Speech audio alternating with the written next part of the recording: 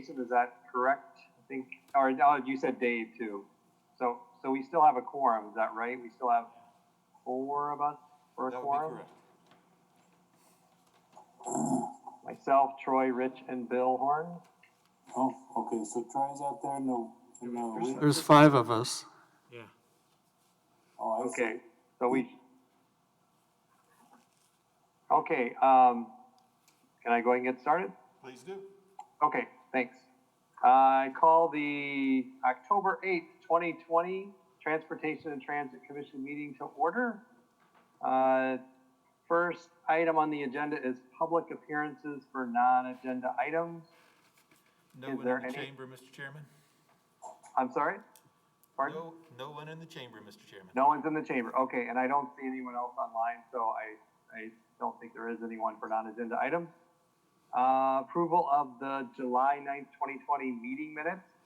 Did everyone have a chance to take a look at the meeting minutes? We did. I move approval. I'll second. All those in favor? Aye. Aye. Aye. Any opposed? The minutes are approved. Next agenda item, the 2021 Fitchburg Transit proposed changes. And I will refer to Bill for that. All right. Thank you. I didn't have a chance to put together a packet of information regarding all of the information that's been floating around for the past couple of months on with regard to transit. So I thought I would just walk you through it step by step with all the information that we have to date. When the COVID pandemic got started back in March, transit did reduce their service through Fitchburg on a couple of routes. They eliminated the route 59, and that's the one that comes from the Target area down McKee Road around the library, heads back again. That route was eliminated. They also eliminated Route 19, which comes from the Capitol area down into the Red Arrow Crescent area, Allied Drive, and then heads back up to the Capitol again. And they also removed Route 47, which comes from the Capitol Drive or Capitol area down Fish Hatchery Road around Pick and Save, and then heads back up into Madison again. So those are routes that were eliminated. It's hard to find the maps out there online, but I'm going to share my screen and show you what those routes looked like. Got to find them here. Here we go. So this is Route 19, and as I mentioned, that it starts up in the Capitol area, down University, down Monroe, comes down into the Allied Crescent, Red Arrow, and then heads back up into the state capitol area. And that's one of the direct routes that they have that they eliminated. And I'm not sure if I missed the hearing on that or we just didn't know about that route disappearing. So Bill, are these permanent changes, or are these for the duration of the epidemic, or you said that it's related to COVID, so? Yeah, it initially was related to COVID, and as they looked at the routes and whatever they did for that, they did say that this Route 19 would be a permanent reduction in service. That they were not planning on reinstating that in 2021. They plan on reinstating it? They will not. Or not? Okay. They will not in 2021. The other route, as I had mentioned, was the Route 47. Again, serves just around the Capitol, comes down into the High Ridge, Caddis Bend, Pick and Save area, and then heads back up. It does serve an area of Post Road, Grandview, and the frontage roads. So that area where the apartments are up in that area, picking up people and heading back up into Madison. So those are two routes that they eliminated during COVID that they are not planning on reinstating in 2021. Say, Bill, I got a question. Yes, Is the Route 47, does that serve anybody for Leopold School? it does go down Post Road. Yeah, it does. Yeah. So I'm wondering if the kids are going to need the bus to get to school when we ever get out of this thing. Let me bring up the route map that they have in place right now. Stop sharing this one and share again with, where'd you go?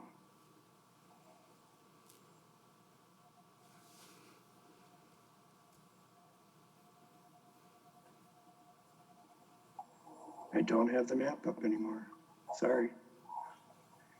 I've got to find the route. There might be other routes serving that area.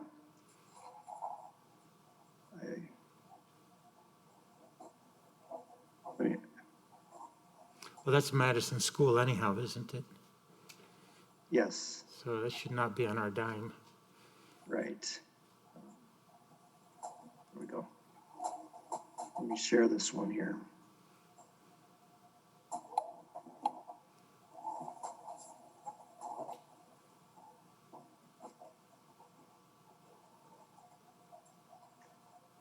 I am not sure how to get this map up here, Scott. That's all right.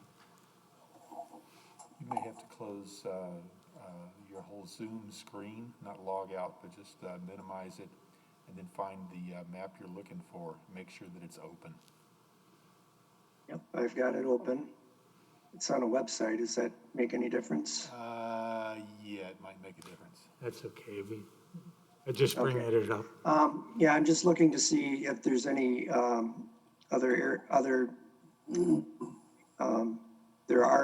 there's Route 40, looks like 40 that comes along Post Road past the school.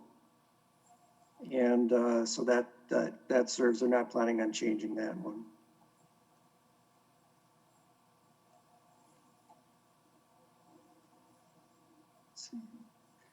So the way I did find out about the route changes and the reduction was just through the budget process. We've been asking Metro Transit for what's it going to cost to serve and provide the service to Fitchburg, and they provided some budget numbers for transit. I'll share that with you. So they're showing the budget for 2019, 20, and 21 budget. And the first line is the number of hours, and that in 17, 18, and 19, those hours are for all of the routes that we had serving Fitchburg. So about 10,400 hours that were served. Because of COVID, they dropped the services to 7,400 through reductions in routes and also the time of day that they're running. And then they're planning on bumping it back up to 8,200 in 2021. When I asked why there was a 20% reduction in the hours, that's how I found out that the routes were permanently planned to be dropped from Fitchburg. So what ended up happening is you'll see that well, you won't see it exactly here because the expenses are increasing approximately $300,000 to $400,000, even though we're seeing a 20% reduction in service. And the reason you don't see that the partner share go up is because of this line item for CARES. The state or Metro Transit is receiving CARES funding from the state to offset the costs of the COVID. And they're applying those additional funds to offset the cost to keep our budget dollars the same. But in 2022, that CARES Act goes away, and the cost for maintaining that same route service is going to go up about $450,000. And so I just wanted to make you aware that we've got a reduction in service to some of our areas, and that there's going to be a cost increase associated with maintaining the service that's left in Fitchburg. So, Get less for more money. right, that's what's happening. And so if we were to maintain, what I had posed to transit this past month was, if we were to maintain $502,000 worth of service, what would that look like in Fitchburg? And they really didn't get back to me, other than they said they would increase the CARES funding, which was helpful, but we don't know what that's going to look like. And that's something that we got to work out and attend their public hearings, attend their route study planning meetings that they're going to have coming up, and try to get something that's going to serve our population at a cost that we can afford. So are we, I'm sorry to, just background information now, do we have a contract through 2021 now, or have we got a deal with them to carry through 2021, or is that subject to a future consideration by the council? Does that have to be in the 2021 budget? Yeah, the mayor put in $502,000 to carry us through 2021. Metro increased their CARES Act funding to, originally, I think it was $637,000. So they increased the additional funding to the city to maintain that budget level and maintain the service that we have, minus the Route 19 and 47. Bill, has that been communicated out to Fitchburg residents, the Route 47 and 19 changes yet? I don't think so. I'm going to be looking through all the emails that I got for public hearings and things, but I don't recall, a public hearing being sent out, notice sent out saying that we were reducing this. I think it was just a unilateral decision to do this based upon their costs. And because everybody was stuck at home in March and April, that no one was riding the bus and nobody really realized that it went away. But it does have an impact, especially as a direct route to the Capitol. I don't know how many people use that route from Fitchburg into the Capitol, but now in order to do that same route, you're going to have to do a couple of transfers, and it's more difficult to have that direct route to the Capitol area. Question in the chamber? 75 is still going to be active, I understand. So that's a direct route. Correct. Okay.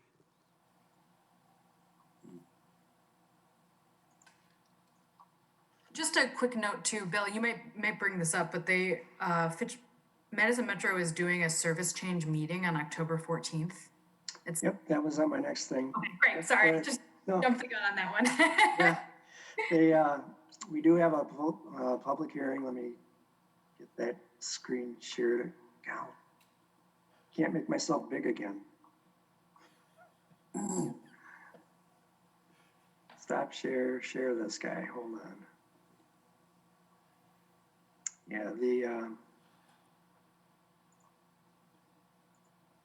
no, sorry about that.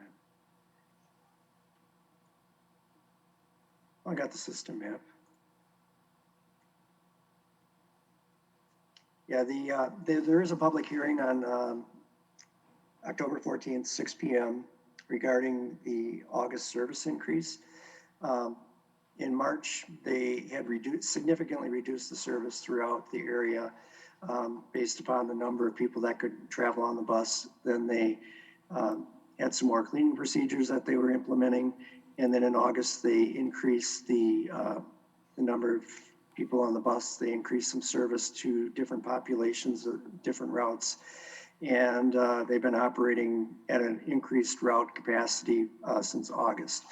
They're having the public hearing because usually they would have the public hearing before they do the route change, but they did the route change and now they're doing the hearings. So they're not really looking for any input on what they did. But nonetheless, it does say that you can have some input to that, for that process.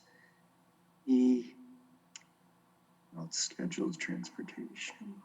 Okay.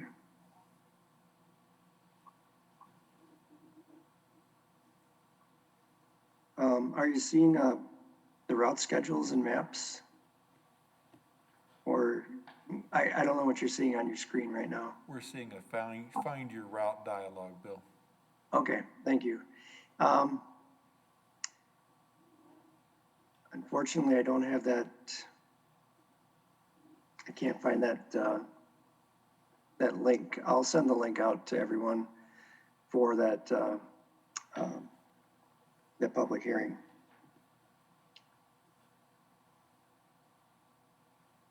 But they are looking for, they are going to kick off their 2021 network route study at the meeting and explain what the changes are that they're planning, the consultant that they're planning to hire, and maybe some of the goals that they want to achieve at that October 14th public hearing. I'll put the link up on our website. We'll send out a notify me news blast to the public. We'll get it up on the Fact TV about the upcoming route study, and hopefully, you know, we can work with Metro to come up with an area to service the population that really needs the service, and work with them to come up with a good system that meets our budget and meets the needs of the public. That public hearing has been communicated on the Facebook page for the city as well already. It's already been out there since last week, I believe. Okay. We'll increase the communication out for that meeting. And I think that, you know, knowing that 19 and 47 are not going to come back next year, to communicate that out to everyone as well. Any other questions on Metro Transit for Bill? Yeah, I have a question. What are the implications? I know that the council rejected this resolution to continue our partnership with them and work with them. What are the implications of that for what you're saying here as far as participating in discussions and interacting in the interim? We're still communicating, we're still partnering. I haven't seen any change in that. I don't know what level of input we're going to have at the table, I guess, you know, when the new routes come out, and how that's going to serve Fitchburg, but we'll have to play that out by ear. I just think that, yeah, nothing's really changed to this point, and we've had good communication and they've worked with us to help us meet our budget needs for 2021. But yeah, we'll have to see how it plays out. So, and just one last question. I know that I think the city's going to issue I think it's called an RFP, request for proposals, for ideas about providing transit service within Fitchburg. When is that? What are we going to see? What are we going to see, and what are we going to see it? Good question. Phil Groupie, who's the sustainability specialist in planning, and I are teaming up together to come up with a proposal, and it's going to mirror what Stoughton did and what Sun Prairie has done. We're going to look at Monona's system and try to come up with a better plan than what was put out there last time. And I think what's going to end up, I really don't know. It's going to be hard to marry the two together if, you know, to have an internal system and then hop on the Metro for the rest of, you know, getting around the community. I'm not sure there is a system in place like that, but that would be ideal. but the goal or the thought would be that that would be in place for 2022? Right, right. Hey, Bill. Yeah. I'm just building off of Bill's other Bill's question. The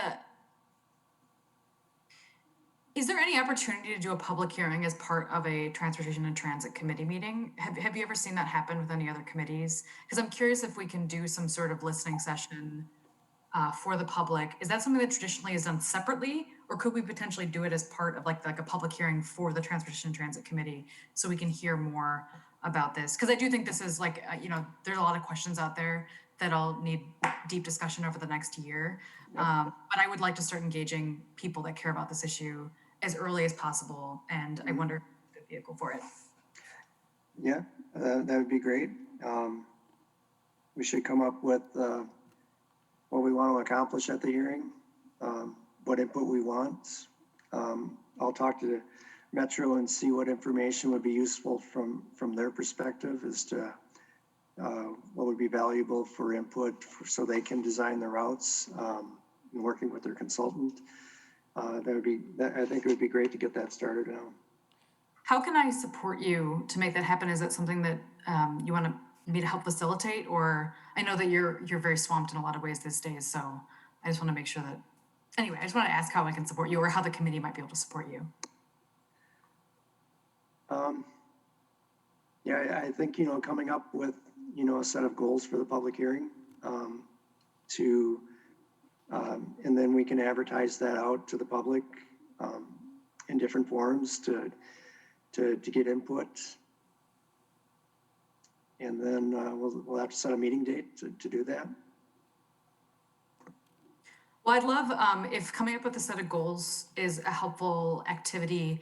Perhaps I can draft something and maybe send it around to the committee and maybe discuss it put it on the agenda and discuss it at the next transportation and transit meeting and talk about what the next steps might be. But if that's a good first step, perhaps I can do that. Yeah, that would be great. Question in the chamber? Yeah, just the point, we have done that before, where we had a public hearing for bus changes. I think that had to do when we were pushing buses out south of City Hall here. And this is several years ago, though. Yeah, we had one at the Boys and Girls Club. I think, was that the one maybe Rich is referring to? Unfortunately, our attendance wasn't very good that night, but that doesn't mean this isn't. I think it's a good idea though, because of what's going on with the pandemic and all the changes with Metro. Yeah, I think it is a great idea. Even if we have it at City Hall and it's well advertised, I think we'll get some input. Darren, Rich, do you recall, or if the best venue for it, in your opinion, was a separate public hearing, a public hearing as part of the committee meeting, or a public hearing as part of the council meeting? Do you have a sense of what is the most effective I tool? think this was totally separate. And I don't know if this was the one at the Boys and Girls Club. It might have been downstairs here too. I just remember a common theme was everybody wants bus service, but they want it a block away. This is Troy, Bill. If I know Metro does a really lot of work to make sure that they've use the buses 100%, dovetailing routes and all that. But I'd be interested when they do budgeting to figure out what a minimum route schedule is to serve people, even on the old routes. With Madison's cooperation almost always. So if there's 147 and so forth, then to price in essence each cycle of the bus separately, so if we have 147 versus 2 and 3 and, because we need to figure out a sweet spot where we hit the maximum number of people, and everybody's going to be disaccommodated one way or the other mostly. How can we serve the most people with the fewest routes? Even if it's only one run a day, the 47 may serve a significant population. So that's why I'd be interested in is, what can Metro do for our minimum route adherence? and, price each additional cycle or run of the same route separately, so we can mix and match and maybe even negotiate with Madison if Metro does it for Madison, and doesn't make sense to have, or the city, because I know that Wright School and West High School students ride the 47. So that may make sense to have one in the morning, if the Metro School District thinks it's, worth their while. So there are a lot of players on the pie, and I realize the pie is very small, but we need to think of how can we maximize the coverage on populations that have no other route to make use. Great. And Troy, if I can respond real quick to you as well. My understanding from Madison Metro is that network route study, which this public hearing that's coming up is one of the kickoffs for it. That is the precise goal of it, is to really take a hard look at the network and figure out how to maximize these routes so that it's serving the most people possible, and potentially looking at a very extensive redesign of the system that could create a lot of changes, but might ultimately lead to a more efficient system and a system that serves more people better. So I think that as many of these, for as many of the committee members that can participate in some of those sessions and sit in, I'm going to do my best to sit in as many as possible. But I think it could potentially help us, if we understand that process through Metro, I think that has potential to help us have some conversations here that could help the city. Yeah, and there's even, this may make sense given the computer technology available. It keeps on getting better to redesign a whole new route structure. Maybe we need a different set of routes completely. We just start right from scratch rather than trying to bend the old route system into something new. How about if we just start with a brand new slate and pretend that Madison never had Metro, is not going to have the fancy new express bus service, BART, that type of stuff. And just start from scratch, because when I've worked with computer systems, I know that bending an old computer system to do something new never works out. In the end, you end up compromising more than you gain. So I would encourage everybody who's making these decisions to say, hey, we got a world-class university in our midst, lots of operational computer-type people. Let's make use of those resources.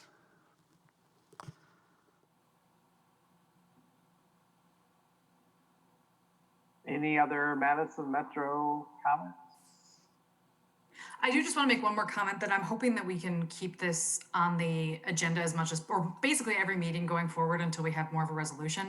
And, speaking to what Troy was talking about, and also what Bill was talking about, the idea of doing an RFP and looking at moving away from Madison Metro, that does complicate Madison Metro's idea of how it's going to work with the city of Fitchburg. And when it's looking at a network redesign, if we aren't committed to continuing that partnership beyond 2021, that really changes the calculus for them. And that was one of the reasons why I submitted that resolution to continue our partnership. But obviously it failed in the council.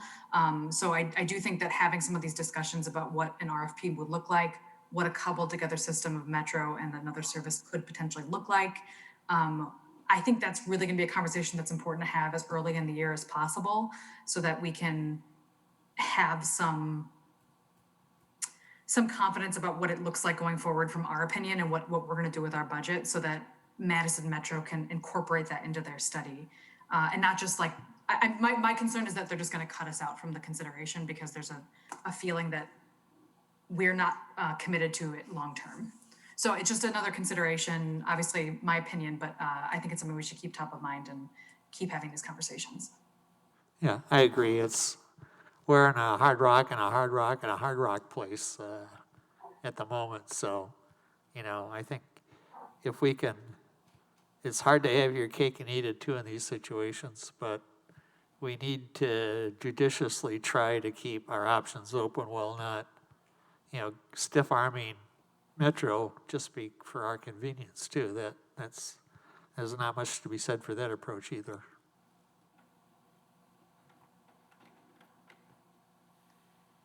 Okay, thanks for all the feedback, everyone. I think, as Gabriella mentioned, it is important to keep this discussion going on future agenda items, and I think a public hearing in the near future would be a great idea to get that feedback from the community.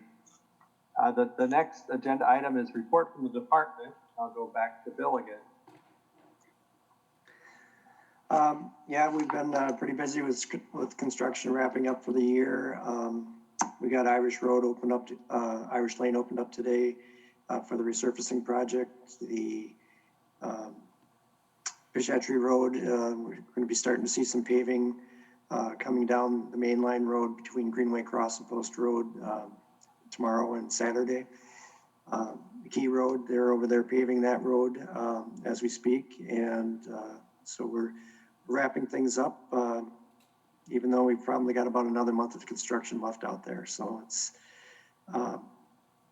just been an amazing year with all the different construction projects we got going on. The signalization over at MM and Lacey, that's been operational for a few weeks now, and is doing a good job of managing traffic over there. You don't see the backups as much, if at all. So that's been really helpful serving the community.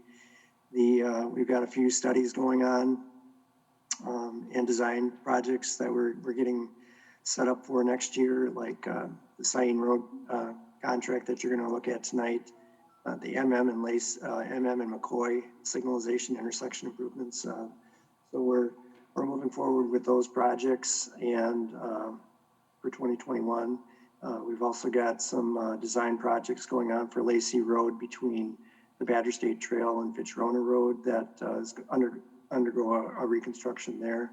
On that section of road, we're looking at bike lanes, the bike paths, sidewalks. So we're looking at some, good multimodal improvements in that corridor. And I think the CIP has been approved for an intersection improvement at Seminole Highway and Lacey Road, either a roundabout or traffic signal there. So we've got a design project that we're going to be working on next year to get ready to get that improved. Yeah, we're just pretty busy with all the different projects around the city. Trying to manage, the speeding problems that we have throughout the community. We've been putting traffic counters out throughout the community, gauging the speed limits that are out there, working with law enforcement to go out there and enforce the areas that have, a significant speed issue. Yeah, we're just moving along. So it's been a busy year and probably going to be busy for the next few years, but it's been some pretty exciting projects. I'm curious, is the speeding issue, did that come along with the pandemic? I know nationally there's been a lot of talk about that increase in people speeding since the pandemic started.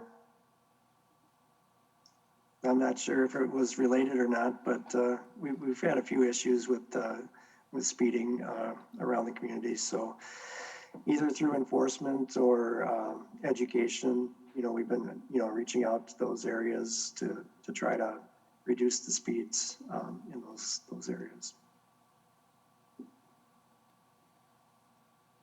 Any questions for Bill on his update? If not, we'll move on to the next agenda item is Resolution R-17520, approving a state municipal agreement to fund the County Highway MM and Mccoy traffic signals and intersection improvements. To get this on the table for discussion, would someone like to make a motion to approve? I move to approve. I move to second.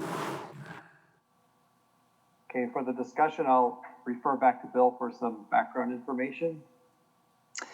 Thank you. The city of Fitchburg had in their capital improvement plan over the number of years an improvement to signalize the intersection of County Highway MM and Mccoy Road. Based upon the development that's been occurring in the area, the traffic increases, the accident safety issues that have been experienced in the recent years, we moved that project up to be constructed in 2020. When we looked at it in a little more detail as to why the accidents were happening up there, we saw an opportunity to apply for the state and federal highway safety improvement program grants. That would fund 90% of the construction for the improvements that's directly related to the safety issue you're trying to solve. The city applied for that and received approval or award of the grant. And this is the state municipal agreement, which states that the city is responsible for their portion of the local share, which is about 10%. Plus any additional, they have a cap on it. So the city would be responsible for anything above and beyond that funding amount that's stated in the grant. The county also shares in the improvements. So we'll be splitting the share of the additional cost and the cost share with the county at a ratio of 66% county, because they've got 2 of the 3 legs, and 33% with the city. So the county is participating in this, the funding of this project as well. And the timeline for the project that we're going forward with is we'll be designing it in 2020 through mid-21 and bidding it out for an August opening. And then the construction would happen in the beginning of 2022. And the reason for the delays was partially because of where the funding could be used for the projects that were being bid in the particular years. So the DOT sets up, a certain number of projects every year, and they slot them for construction. And where we fit in, it kind of got pushed to 22 plus. There's still going to be some ongoing construction on Highway 14 in 2021 through October. And the 2 projects, we just couldn't get them to overlap and work together, because Mccoy is going to be used as a detour route while the Highway 14 is being reconstructed, or the bridges are being reconstructed. And so we just couldn't get that to work in 21, so it shifted to 22. In the packet, you'll see kind of a 30% plan that we had envisioned for construction. I can bring that up quick if you want to take a look. Let's see.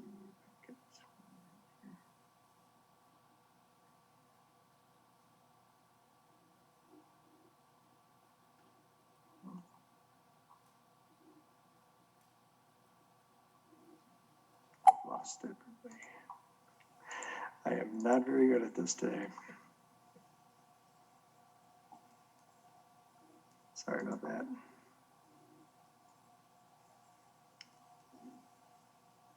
Share. So the concept that we're looking at for the intersection, it's not just the signalization, but also a realignment of the road. We found a lot of the accidents that were occurring were mainly due to the right turn lane that's southbound and the double northbound, and the exit lane that's on the south side of the intersection. So what we did there is we eliminated that acceleration lane, truck lane, for the intersection, and gave the drivers a more straight through, so there's not any discrepancies or confusion while you're going through the intersection. We also realigned the Capital City Trail from the intersection of Clayton Road to the signalized intersection. And I know the bicycle committee had taken a look at this, and they would have liked to have seen a more direct route across the intersection instead of going to the islands. Right now it's set up where you could get across to the island, then hit the button again and get all the way across So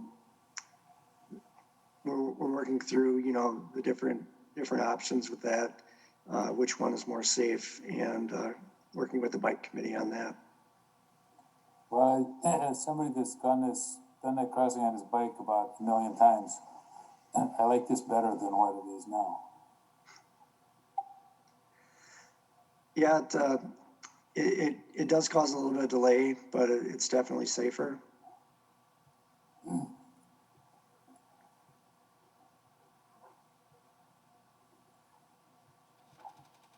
So I guess, if anybody has any questions or comments on the design that was in the packet, just let me know, and we'll be sure to get those incorporated into the design as it goes forward.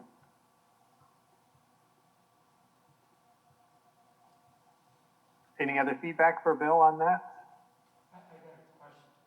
I got a question for Bill. The accident rate, you quote, it's something MER. Can you tell me what that means? MER, you said? Yeah, where did I see this?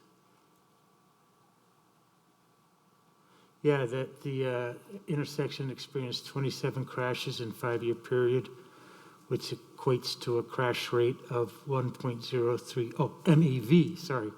Yeah, they're throwing it with the R. It's million entering vehicles. Okay. So it's a standardization rate to a million vehicles entering the number of accidents per million vehicles entering the intersection. So you might have a very high volume road with a very high number of accidents, but the rate would be low versus if you had a small number of accidents and a small number of entering vehicles, the rate could be higher than a larger intersection with a lot of vehicles. So it's just a way to equalize all of the accidents to a common denominator. Hey, I was just curious. Thanks. Bill, this is Troy. Will there be a timing signal for people crossing the walk so they can know that, there's 10 seconds left or whatever? Yep, all signals now are required to have a countdown on them per the MUTCD and the ADA. So we do provide that on all of our new intersections. Okay, good, thanks.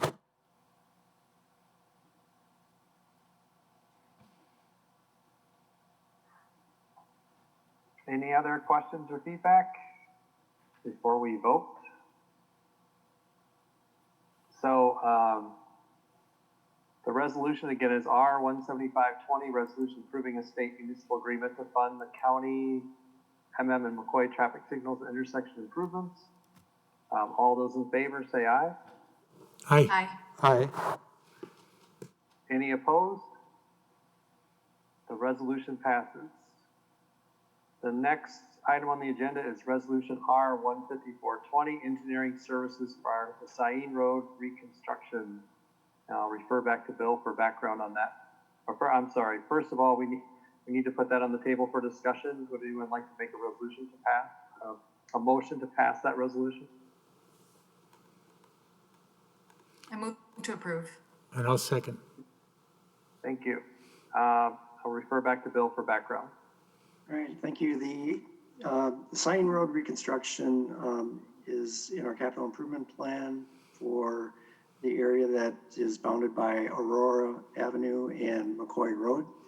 And what we're looking to do in that area is to reconstruct that to an urban section, improve safety enhancements at the intersections, provide for bicycle pedestrian connectivity through that corridor, all the while keeping safety as a top priority, controlling speed through the area. So what we've done is put it out for a request for proposals for design consultants to provide their services for the design of the reconstruction of this area. And we had, I forget how many, 6 or 7 consultants that had provided information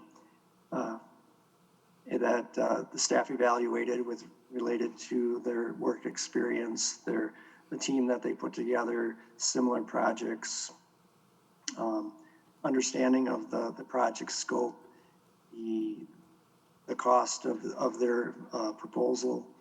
And after we evaluated those on a 1 to 5 scale, we came up with 2 that came to the top, and that was KL Engineering and Mead and Hunt. Yeah, Mead and Hunt. As the 2 consultants that we invited in for an interview to further have them explain their proposals. We then looked to, after they gave their presentations, KL Engineering by far had the best understanding of the project and what we were wanting for the community. Then we took about, gosh, I think it ended up being a couple of months of back and forth negotiation with KL Engineering to come up with a refined scope and a cost. It's a little bit more than what we had budgeted, but for the design, but not really, because we would have had to have these services as a side contract with another consultant anyway. And I'm talking about having the soil borings, you know, so KL is going to be managing the soil borings within their contract. So they're doing that, you know, a separate wetland delineation contract. They're going to manage that within their contract. So the budget number was a little bit higher than what we had for strictly design, but we did account for that as other project costs, but we're having KL come in and do that. The intersections that we're looking at for improvements would be at East Sherrill and Sain Road. That one, we're looking at a couple different alternatives there, either, you know, a traffic signal for improvement or a roundabout, single lane roundabout for the improvement. And so they'll be evaluating those at that intersection.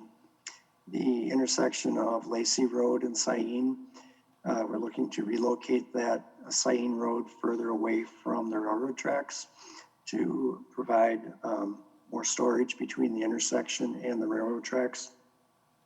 One of the things they'll be evaluating there is whether or not a traffic signal will be needed, and the railroad would make that call based on the proximity to the intersection and the safety improvements needed. So we're working with the railroad on that issue. The intersection at 9 Bark or Central Park Place with Sain, that's a candidate for either a roundabout or possibly a future traffic signal. It would be a mini roundabout, which we feel would be a good fit for the area, just simply because it would provide a break in traffic to slow people down through that corridor and not be a straight, you know, speed through straight shot. We're looking at the intersection of, oh gosh, what is that one? Not Humes, Argus there at the north end of Uptown Crossing. That one, we don't have a fully functioning intersection. You can't turn left out of there and you can't turn right into the intersection due to the sight distance issue that we have there, the vertical sight distance. So we'll be looking to try to increase the sight distance through there so we can get a full intersection for being able to turn left and right and into the subdivision at that location. We're also looking at the intersection at Mccoy as a potential roundabout solution at that intersection. And then we've got all the stormwater issues that go along with the whole corridor and the, as I mentioned, the safety aspect for slowing traffic down. Likely what we're going to do is have some narrow lanes for travel. We're going to have a lot of landscaping out there to, you know, kind of close the area in so that you don't feel like you can drive 100 miles an hour through the area. We're looking at refuge islands where we can put them for pedestrian crossings. We're looking to install a bike lane with a bike buffer along the corridor. And link up any missing sidewalk through the area that would be missing to provide that connectivity to the neighborhood. And I guess for scheduling, we're looking at designing through 2020 and 2021, bidding it out late in 21 for early construction in 22. So that's about it.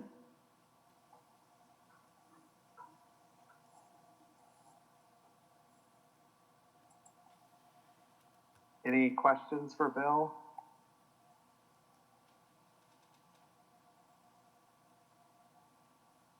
So, Bill, was that is that resolution we need to vote on to recommend to the council then?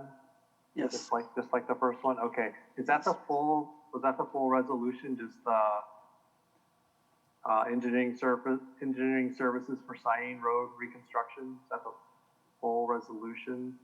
Yes. Okay. So we have that on the table. All those in favor say aye. Aye. Aye. I'm sorry, did you have a question, Gabriella? No, it's fine. Actually, I Okay. have no problem approving it in the committee. I have questions, but I can ask in council. So yes, aye. Okay. Anyone opposed? Okay, the resolution passes. Next item on the agenda is announcements. And I guess, as part of that, as far as the next meeting date, do we know what, it's the second Thursday in November, if we have anything on the agenda for that?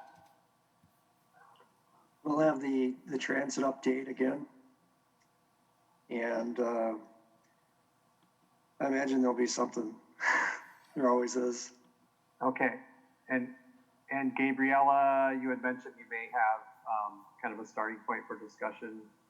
Yeah, if it's possible to add, Bill, if it's possible to add like a public transportation discussion to the agenda, what I'll do is I'll see if I can draft some goals, just some initial goals for what a public hearing would look like. And I'll do my best to get it to the council in advance so you can take a look. Or maybe what I'll do is I'll try to get it included in the agenda packet so you have it in advance of the meeting and it's out publicly. And then we can use that as a discussion point, a jumping off point for a public hearing. All right. Okay, great, thanks. Does anyone else have any other announcements? If not, would someone like to make a motion to adjourn the meeting? I'll move to adjourn. I moved second. All those in favor, say aye. Aye. Aye. Aye. Any opposed? Okay, the meeting is adjourned. Thank you, everyone.